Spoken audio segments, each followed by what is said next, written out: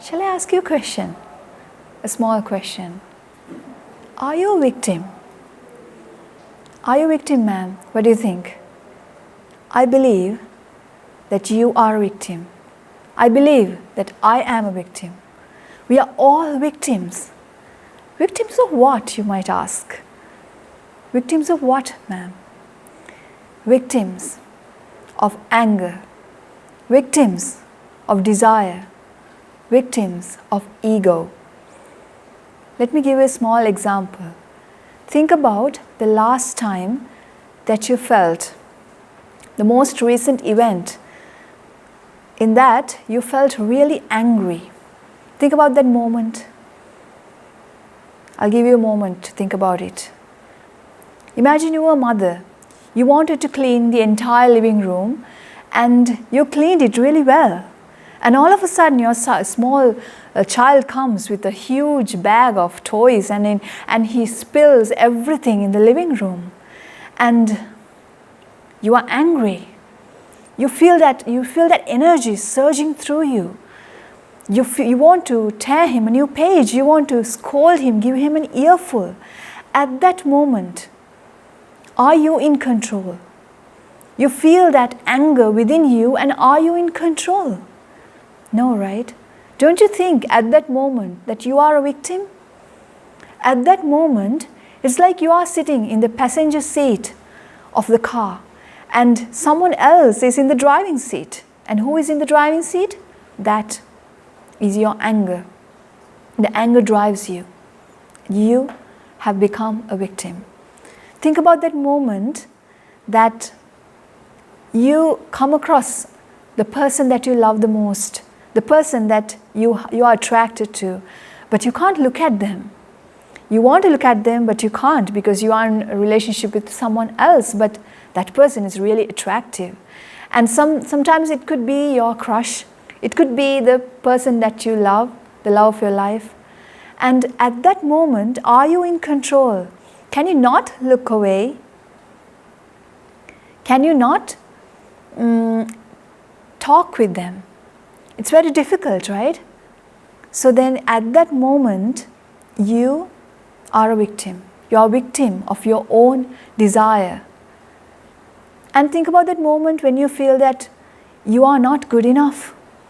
You feel that you are inadequate. At that moment, you are a victim. You can't come out of that thought. Sometimes you feel superior towards others. Sometimes you feel that you are better than the others. Can you come out at that moment when you want to boast about yourself? You know it doesn't look good. But you can't stop it, can you? You are not in control. You are a victim of your own ego at that moment. So, ladies and gentlemen, don't you think that you are a victim? And don't you want to get out of that becoming a victim? Don't you want that? People believe that we are free. I believe that I was free. What is freedom? Freedom is that we define freedom as having a lot of choices. We have a lot of choices. We can do this, that, or the other. Is that the real freedom? If you don't have the right choice, does it matter how many choices you have? If you don't have the right choice, is that the real freedom? If you don't have that freedom to get out of that victim phase, when the anger surges through you, when the desire surges through you, when that ego takes control of your entire life, then are you really free? When you don't have that right choice, you have many other choices, but not that right choice to not become a victim. I'll tell you a small story. There are so many women out there, men, women and children out there. They want to find this right choice, so they come seeking solace. They want deliverance from suffering, so they come searching for answers. So there was this one time that one of the small girls came to visit us. She wanted to talk, so I was asked to talk with her and do some counseling for her. So she sat right in front of me and She was 14 years old and she was so sad. So I took her hand and I held her hand and I was consoling her. I was stroking her head. I was stroking her hand. And I felt some bruises in her hand, some calluses, like straight lines over her wrist. So I touched it and I asked her, "My dear child, what are these? What are these calluses?" And she told me a story. She told me, "Ma'am, I tried to take my own life. I didn't want to live with myself. I tried to commit suicide." So I asked her, why?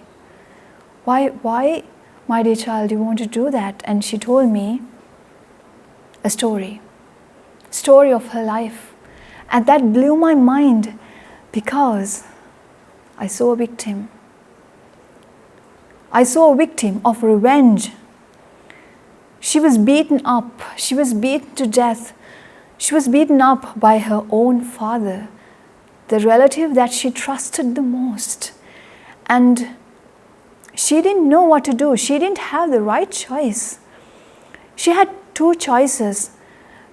She could cry. She could be sad because she felt that she deserved it.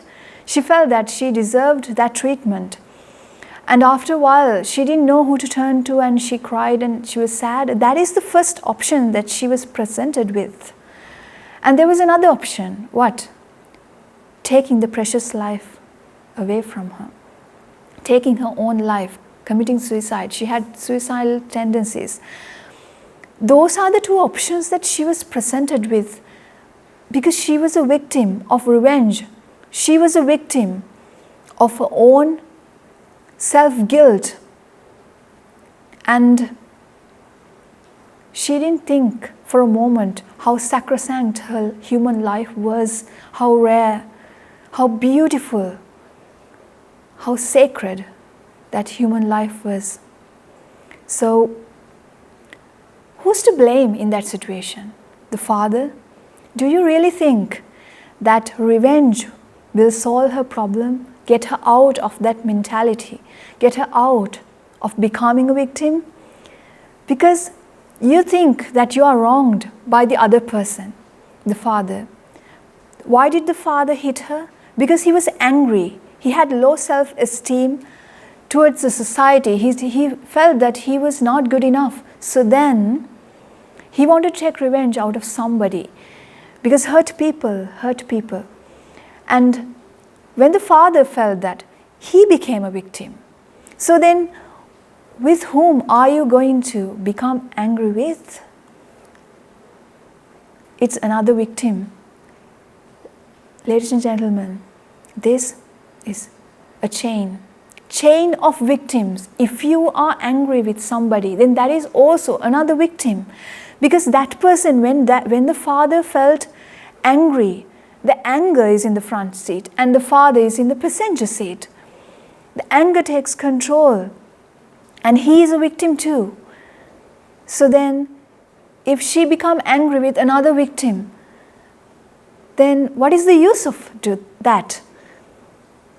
If you really want to become angry, if you really want to take revenge, then take revenge out of anger. Take revenge out of desire and ego. And we know how to teach you how to get out of that mentality. And we know what you're going through. You might think that I'm just wearing this yellow color dress. How does this lady know what I'm going through? No, I know. I know. How?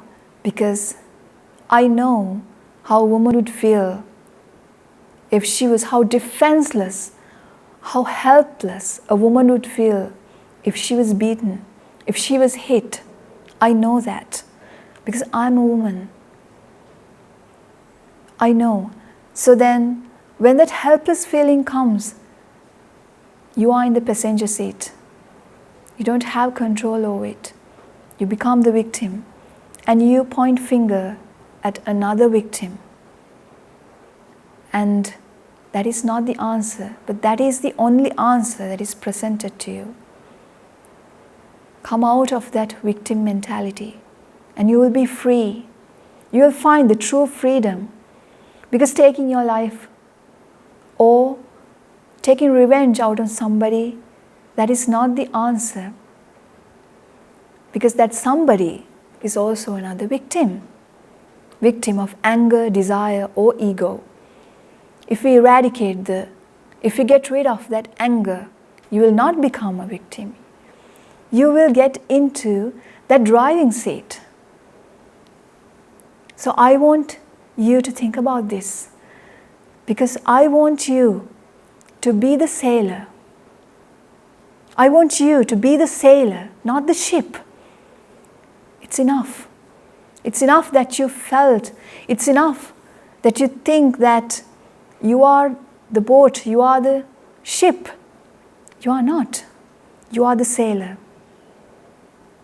And I'll show you how to become that sailor.